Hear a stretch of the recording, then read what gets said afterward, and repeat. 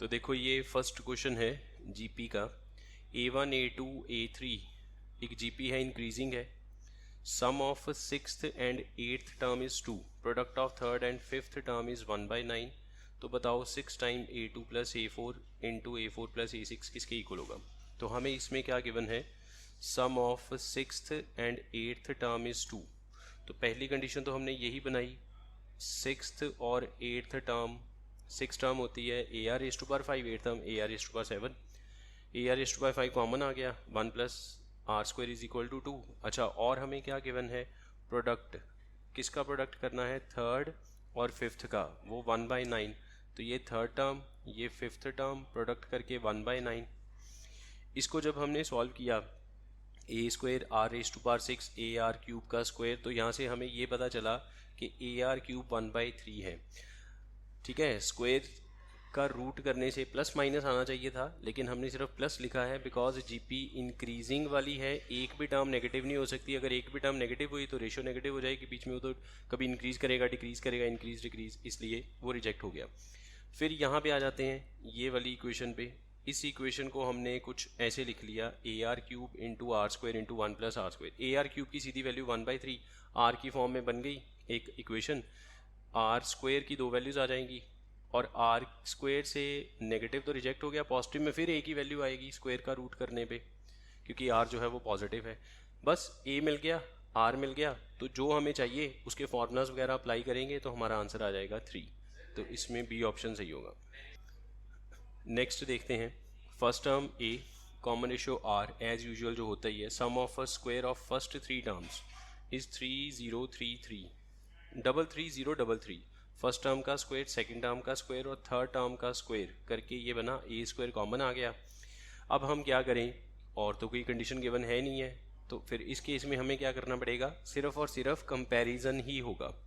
तो हमने 33033 के जब फैक्टर्स किए तो ये फैक्टर्स आएंगे।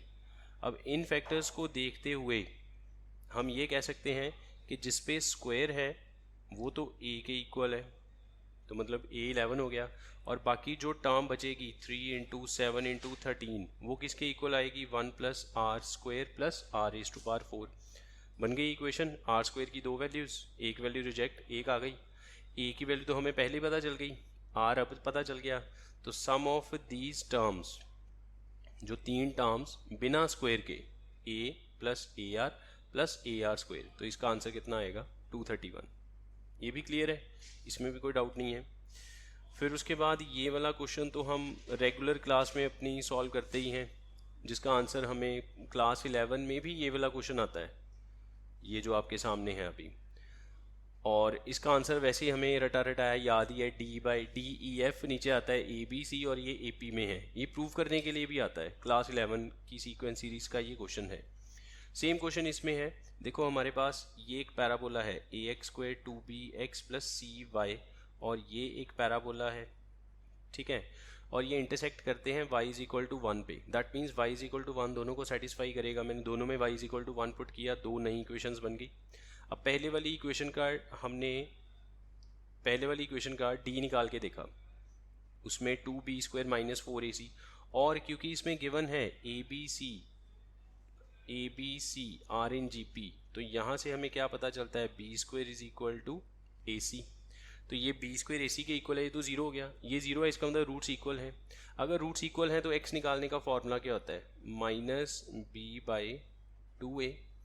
तो b की जगह पे 2b आ गया, a की जगह पे तो a आएगा, ये -b/a, ये इसकी एक रूट है, इस पैराबोला की एक रूट है, और दूसरी भी वही है कि रूट्स तो सेम है। तो पैराबोला के ऊपर एक पॉइंट होगा -b/a, 1। पैराबोला के तो बहुत सारे पॉइंट्स हैं, लेकिन एक पॉइंट होगा जहाँ पे y की वैल्यू 1 आएगी। अब y की वैल्यू जहाँ पे 1 आएगी वो पॉइंट दूसरे पैराबोला पे भी है, तो इसका मतलब यही वाला पॉइंट दूसरे पैराबोला को भी सेटिस्फाई करेगा। तो हमने इस पॉइंट को यहाँ पुट करवा दिया। उसके बाद जब ये पूरा सॉल्व किया, टर्म्स को एडजस्ट करने के लिए, जैसे नीचे A² है तो मुझे b² की जगह AC लिख लिया, नीचे A के साथ C चाहिए ताकि AC जो है वो b² बन जाए, B से B कट हो गया। अब ये कुछ ऐसे बन गया कि एक टर्म जब हम इसको इधर ले जाएंगे तो ये पॉजिटिव हो जाएगी, तो जो टर्म पॉजिटिव हो गई वो डबल में है, तो जो डबल हो जाती है वो मिडल टर्म बन जाती है, तो बाकी तीनों जो है एक फर्स्ट बन गई, मतलब बाकी जो दो में से एक फर्स्ट एक थर्ड, और ये बन गया एपी में। एक ये वाला क्वेश्चन देखते हैं, इसमें A B C greater than 1, तीनों ही 1 से बड़े हैं, ए बी सी, और A cube B cube C cube A P में है। तो अगर ये ए पी में है तो पहली कंडीशन तो यही बन जाती है, twice the middle term is equals to first plus third. फिर उसके बाद हमें क्या गिवन है, log B with base A, log C, log A with base C, log C with base B are in G P. फिर वो कहता है कि सम ऑफ फर्स्ट 20 टर्म्स, जिसकी फर्स्ट टर्म ये है, ये फर्स्ट टर्म का काम करती है, एंड कॉमन डिफरेंस ये है, तो sum of 20 terms is -444। A B C का प्रोडक्ट क्या होगा, ए बी सी चाहिए होगा हमें। ये गिवन है लॉग ए, लॉग बी, लॉग ए, लॉग सी, तो मिडल टर्म लॉग ए बनती है, उसका स्क्वायर एक तरफ, बाकी दोनों एक तरफ। अब यहाँ पे देखो हम क्या करेंगे, हमें बेस एक करना होगा, इतने सारे बेसिस के साथ क्वेश्चन सॉल्व नहीं कर सकते। हमने लॉग इस वाले पे फॉर्मूला लगाया, लॉग सी बी पे। कैसे, हमारे पास बेस चेंजिंग फार्मूला है, हम लिख सकते हैं लॉग, जैसे मान लो x विद बेस y है, so this can be written as log x over log y। अब बेस तो रखना पड़ेगा, आपकी मर्जी का जो मर्जी रख सकते हो, मान लो मैंने यहाँ पे कुछ भी लगा दिया, e लगा दिया, तो इसी तरह से log c by log b base a लगा दिया। अब ये वाली जो टर्म है log b, ये तो सेम है, ये कट गई। और फिर हमारे पास एक रेसिप्रोकल फार्मूला भी होता है, तो log x with base y can be written as 1 by log y with base x, ऐसे भी कर सकते हैं। तो ये वाली जो टर्म है, अगर इसको मैं रेसिप्रोकल में लिखूंगा तो ये बनेगा log a with base c, cross होके उधर भी सेम थी, वो पहले स्क्वायर में थी, अब क्यूब में बन गई, इक्वल्स टू में 1 आ गया। तो यहाँ अच्छा, अब log ऑफ समथिंग 1 कब होता है, जब आर्ग्यूमेंट और बेस सेम हो, तो मतलब a का c के इक्वल होना ज़रूरी है। अगर a c के इक्वल है तो यहाँ ले आओ, तो क्या बनेगा 2a cube 2b cube, 2 cut गया, क्यूब कट गया, इसका मतलब a b c तीनों इक्वल हो गए। ठीक है, a b c तीनों इक्वल हैं, यहाँ तक हम पहुँच गए। अच्छा, अब यहाँ पे ये जो टर्म थी ये फर्स्ट टर्म है, this is called a first term, जिसको हम a1 बोलते हैं, और ये जो गिवन था ये कॉमन डिफरेंस था d, this is a common difference d। Solution समझ में आ रहा है जो मैं बोल रहा हूँ, this is a common difference d। तो हमने फर्स्ट टर्म और कॉमन डिफरेंस यहाँ पे लिख लिया, this is first term common difference. S20 की हमें वैल्यू गिवन है, S20 का फॉर्मूला लगाया। अब क्योंकि ए बी सी तीनों इक्वल हैं तो फर्स्ट टर्म क्या बनेगी, यहाँ से फर्स्ट टर्म क्या बनेगी, ए बी सी तीनों इक्वल हैं, मान लो तीनों ए की फॉर्म में आ गए, 6a/3 मतलब 2a, और कॉमन डिफरेंस क्या बनेगा, ये बनेगा आपका a प्लस a 2a, इसमें से माइनस हो गया 6a/10, तो -3/5a।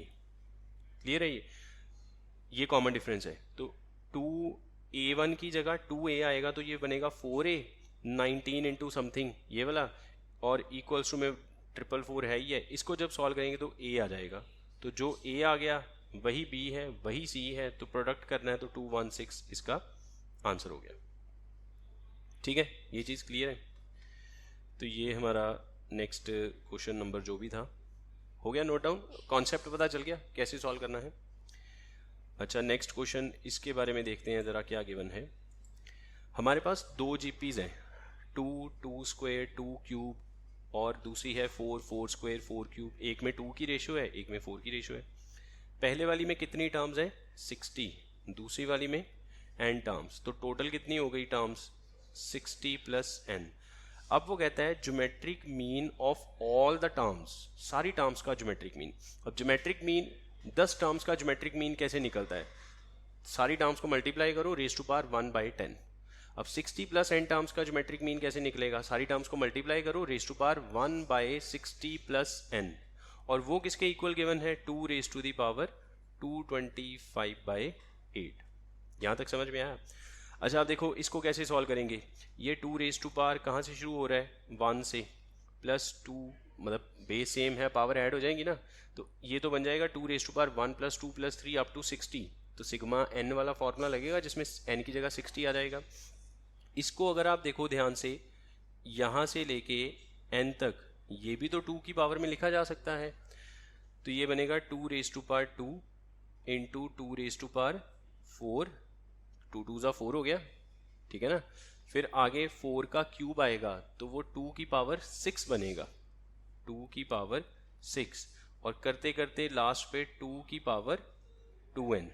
अब इसमें सारी पावर्स को अगर मैं ऐड ऑन कर दूं तो सब में से 2 कॉमन आएगा, 1 + 2 + 3 अप टू n। इसमें फिर सिग्मा n वाला फॉर्मूला लग गया। तो ये बन गया 2 raise to power n into n + 1/2, इससे कट हो गया। और पहले वाले में ये जो था इसको सॉल्व करके क्या बना था, 2 raise to the power 60 into 61/2। अब ये भी, ये देखो ये वाली भी 2 की पावर है और नीचे भी ये 2 की पावर है, ये फिर से आपस में मल्टीप्लाई फॉर्म में है, फिर से पावर जुड़ जाएगी। तो पूरा सॉल्व वॉल्व करने के बाद आपके पास 2 की पावर में ये सब आएगा n की फॉर्म में, जिसके एलसीएम में 60 + n आएगा। 60 + n कहाँ से आ रहा है, वो ऊपर से आ रहा है 60 + n, ठीक है।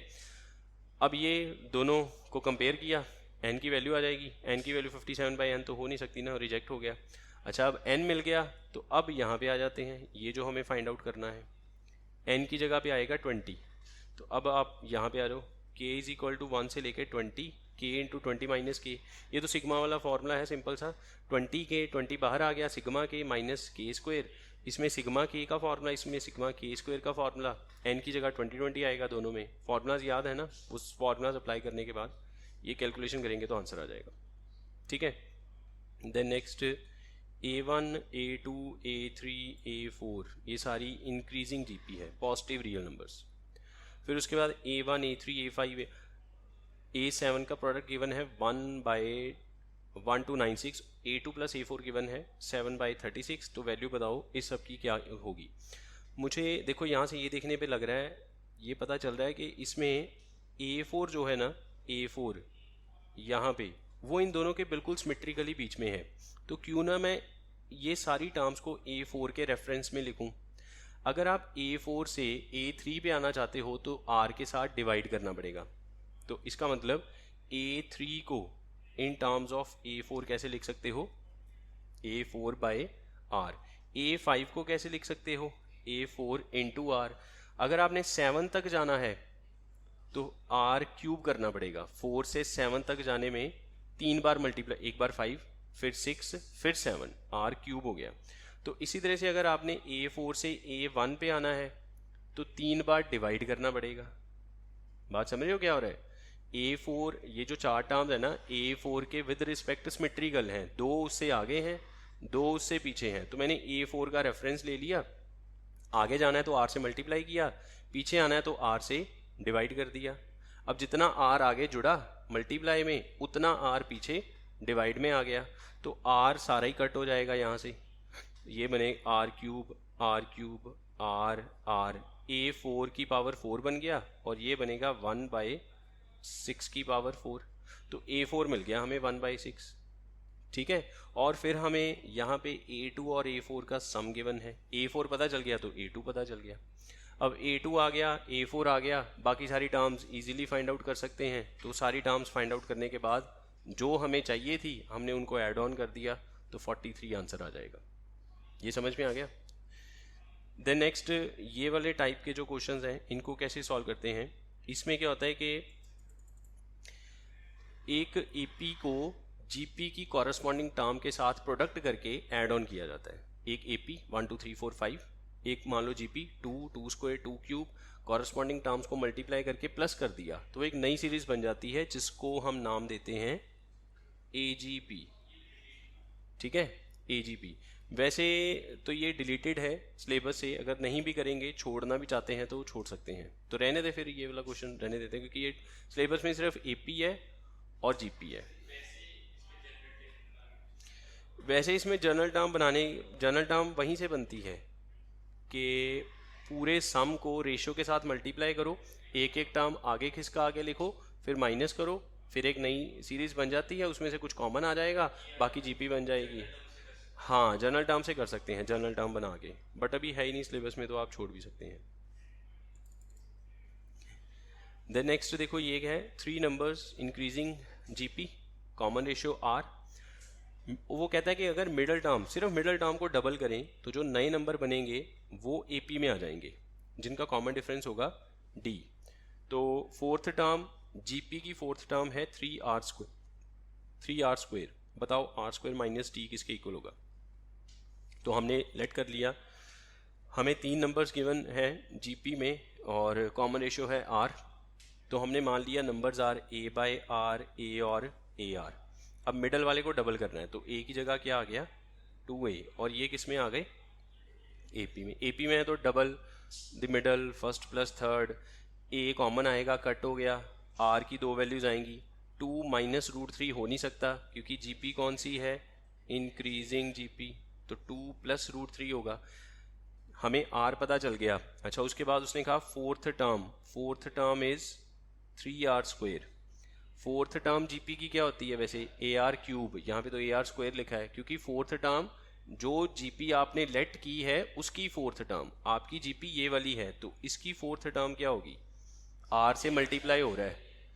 पहली ए बाय आर है, फिर ए आर, तो फिर ए आर स्क्वायर हुई ना, तो ए आर स्क्वायर किसके इक्वल आएगा 3r square. Are square cut गया, ए मिल गया। तो हमें डिफरेंस निकालना है। डिफरेंस कहाँ से निकलेगा, डिफरेंस निकलेगा यहाँ से, ठीक है। 2a में से a बाय आर माइनस किया तो 2a मतलब 6 में से 3 बाय ये सब लिख के इसको रैशनलाइज किया। रैशनलाइज करेंगे तो आपको पता चलता है वो नीचे 1 आ जाएगा, ऊपर वो कट आके ये डिफरेंस आ गया।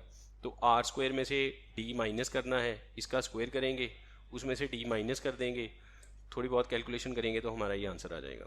ये तो जस्ट मैं आपको ऐसे हिंट्स दे रहा हूँ कि ऐसे ऐसे क्वेश्चन को सॉल्व करना है, पूरी कैलकुलेशन नहीं मैंने शो करी यहाँ पे।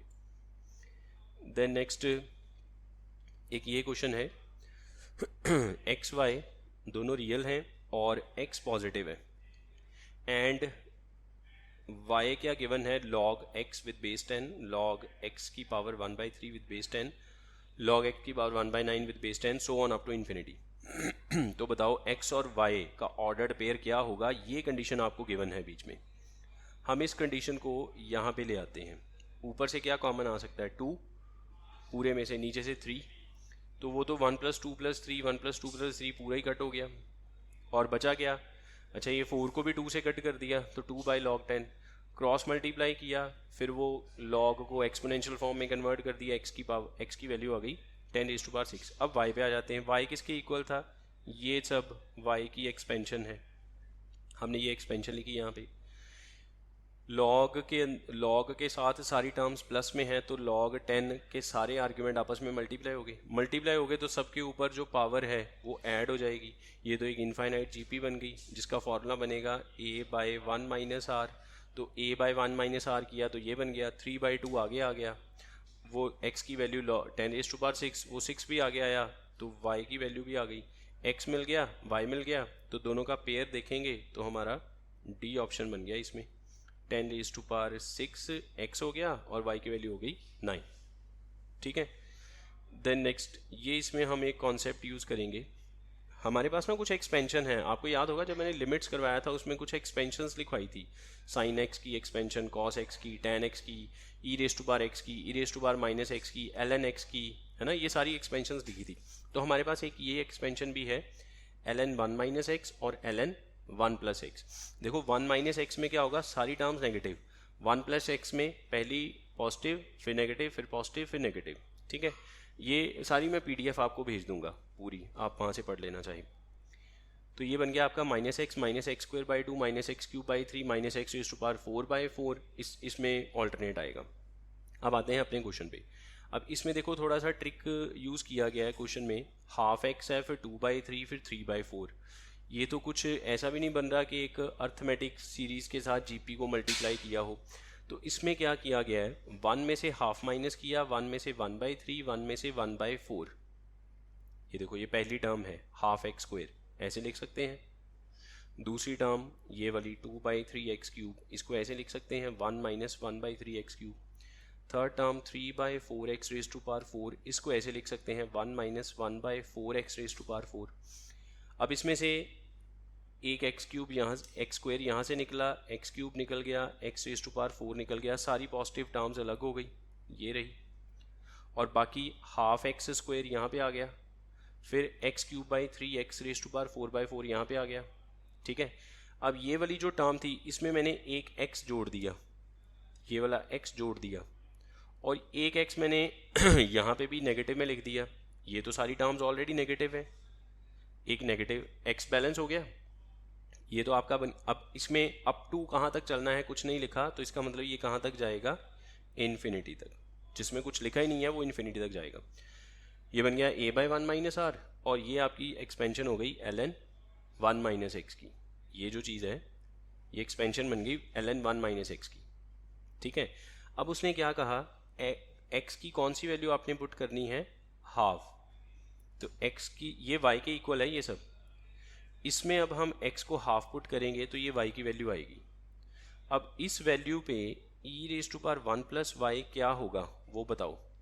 तो हमने e की जगह 1 प्लस ये सब पुट कर दिया, उसमें उसके बाद आप इसको स्प्लिट करेंगे, इतना काम तो आप कर लेंगे ना। ये बन गया e⁻2 divide by e⁻ln2, e और ln कट गया तो e²/2 इसका आंसर आ गया, ठीक है। ये क्लियर है।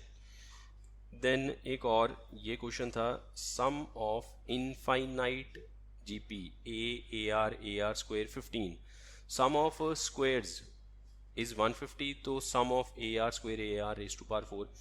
ये क्वाइट कंफर्टेबल सा क्वेश्चन है। पहले इनफाइनाइट जीपी लगाया a/1 माइनस आर, फिर वो कहता है कि इनके स्क्वायर्स को करते जाओ, like a² plus a² r² a² r raise to power 4, square करते जाना है ना, so on up to infinity. अब इसका सम करेंगे, फिर same formula, first term divide by 1 minus common ratio, first term is a²।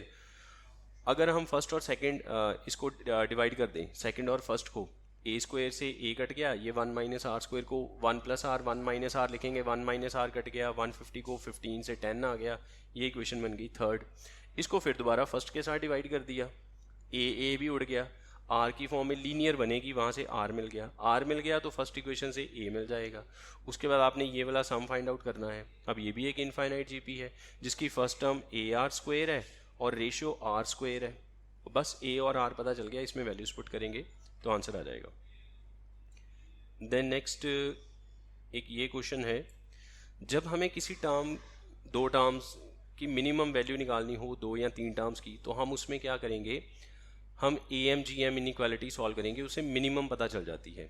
एक तरफ मिनिमम, एक तरफ वो एक्सप्रेशन होगा जिसकी वैल्यू आप फाइंड आउट करना चाहते हो, और एक तरफ वो वैल्यू मिल जाएगी, ठीक है। अब देखो जो ऑप्शन है उसमें A इन्वॉल्व है, इसका मतलब वैल्यू A की टर्म्स में आएगी। फिर मैंने देखा ये जो मुझे 2 टर्म्स गिवन हैं, अगर मैं इन दोनों को मल्टीप्लाई करूँ तो A बचेगा सिर्फ, क्योंकि पावर ऐड हो जाएगी, a⁻x कट हो जाएगा, a की पावर 1 बचेगी, ठीक है। ये बात क्लियर है। और मुझे इसी की मिनिमम चाहिए।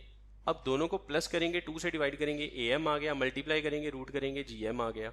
तो ये तो बहुत सिंपली सॉल्व हो गया, एक तरफ am लिखा, एक तरफ gm लिखा, 2 को क्रॉस कर दिया, पता चल गया कि इसको प्लस करके कम से कम 2√a तो बनेगा ही बनेगा, ठीक है। आइडिया कैसे आया दिमाग में कि जितने भी ऑप्शन हैं उसमें a इन्वॉल्व है, तो a कैसे जनरेट किया जा सकता है, अगर मैं दोनों को मल्टीप्लाई करूं। फिर मैंने सोचा अगर मैं दोनों को मल्टीप्लाई करूंगा वो तो gm की तरफ चला जाएगा क्वेश्चन, तो फिर प्लस करके am भी निकल सकता है और वहीं से हमें इसकी मिनिमम वैल्यू मिल जाएगी। देन उसके बाद एक ये क्वेश्चन है हमारे पास, sum of first 3 terms of GP is s and their product is 27। तो 3 terms a/a r a r, product किया, r कट गया, a मिल गया, फिर इन्हीं को प्लस कर लिया, तो ये s के इक्वल गिवन है, ठीक है। अब देखो ये इक्वेशन बन गई यहाँ से हमारे पास, हमने एक तरफ s लिखा हुआ है, उसने खुद ही बोला है ये s के इक्वल है, और s का इंटरवल पूछा गया, a की वैल्यू हमें पता चल गई, हमने a की जगह a पुट कर दिया, r को सॉल्व कर दिया, तो क्वाड्रेटिक बन गई इन टर्म्स ऑफ r। अब r क्या है, एक रियल नंबर, अगर r रियल नंबर है तो ये जो इक्वेशन 1 बनी मेरे पास, इसकी रूट्स एग्जिस्ट करनी चाहिए। ये किस फॉर्म में है, r की फॉर्म में, रेशियो की फॉर्म में, क्वाड्रेटिक बन गई। और स्मॉल r एक रियल नंबर है क्योंकि ये GP एग्जिस्ट करती है, r एग्जिस्ट करना चाहिए, रूट्स इमेजिनरी नहीं हो सकती, इक्वल हो सकती है या डिस्टिंक्ट हो सकती हैं। तो इस इक्वेशन का डी जो है वो क्या होगा, ग्रेटर देन इक्वल टू 0। बस वहीं से हमने b² माइनस 4ac लगाया, b की जगह आएगा 3 माइनस s, ये b की वैल्यू हो गई। बाकी a और c की वैल्यू तो सीधी सीधी हमारे पास है, ये वहाँ से क्वाड्रेटिक बन गई फिर इन टर्म्स ऑफ s, और उसमें आ गई इनइक्वालिटी आ गई, तो फैक्टराइज करके इंटरवल मिल जाएगा वेवी कर्व मेथड से। ठीक है, पता चल गया।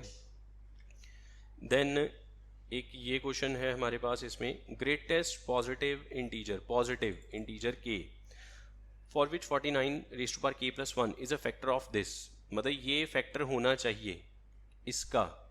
ये तो एक सीरीज जीपी में लिखी हुई है, अगर मैं उल्टा करके देखूं तो ये 49 की पावर 0 है और कहाँ तक चल रहा है 125, तो टोटल टर्म्स कितनी हुई 126, क्योंकि 0 पावर वाली टर्म जुड़ के 126, तो ये तो एक जीपी बन गई जिसमें टोटल 126 टर्म्स है। तो हमने जीपी का फॉर्मूला लगाया। अच्छा, ये वाली चीज़ जो है इसको ऐसे लिख सकते हैं 49 रेज़ टू पावर 63 का स्क्वायर माइनस 1 का स्क्वायर, a² माइनस b² लगा लिया। अब इसको कौन डिवाइड करेगा, ये वाला factor 49 raise to power k plus 1, तो k की मैक्सिमम वैल्यू क्या रख सकते हैं 63, तो k शुड बी 63, क्योंकि अगर k 63 होगा तो वो एक फैक्टर बनेगा जो इसको डिवाइड किया कर सकता है। ठीक है, बस हो गया solve, k is equal to 63। फिर हमारे पास यहाँ पर क्या गिवन है, A B C 3 distinct real numbers हैं जीपी में। तो जीपी में है तो अगर हम कॉमन रेशियो r मान लें तो a है, तो b क्या होगा AR और c क्या होगा AR²। फिर इन तीनों का सम गिवन है XB, इन तीनों का सम, b की जगह AR लिख दिया, a कॉमन आया कट गया, r के साथ डिवाइड कर दिया।